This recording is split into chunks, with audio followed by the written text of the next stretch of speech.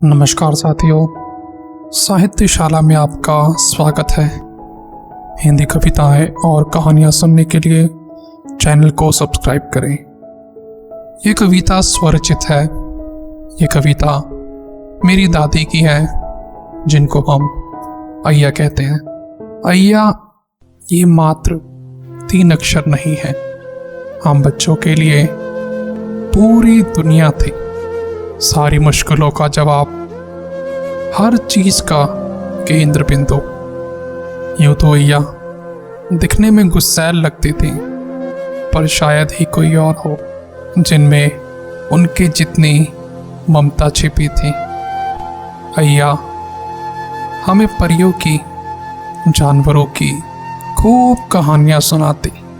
कभी आम की चटनी के साथ प्यार से सत्तू खिलाती, पापा की मार या मम्मी की डांट, सबकी सुरक्षा कवच अय्या होती।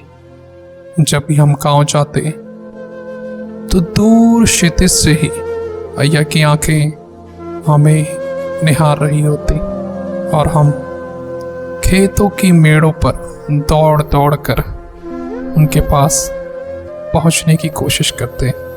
अय्या के हाथों में एक जादू था, मानो मिट्टी छू ले तो सोना हो जाए।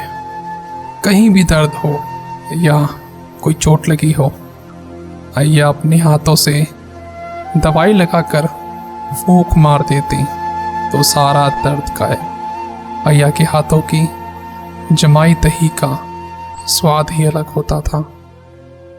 आजकल के पैकेट की दही में वो प्यार कहाँ जो मिट्टी की हंडिया में होता।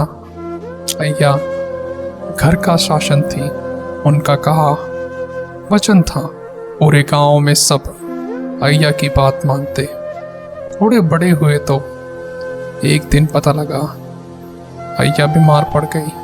पता चला उनको ट्यूमर हो गया। 6 महीने उन्होंने अस्पताल में जंग लड़ी और बच्चों को प्यार देने के लिए वापस आई। कहने को तो खुद बीमार रहती थी, पर फिर भी अपने बच्चों के लिए खाने की चीजें देती रहती। उनकी ममता, वात्सल्य का कोई जवाब नहीं था।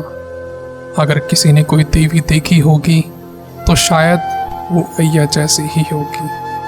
अय्या के हाथों में चूड़ियाँ और पैरों में चांदी की छड़ें रहती थी। खाने के बाद गले में 3 तिल्लियों में से एक तिल्ली निकाल के अपने दांत को कुरेद के साफ करती। उन तिल्लियों की भी शायद कोई पुण्य कर्म होंगे जो दादी का साथ उन्होंने अंत समय तक दिया।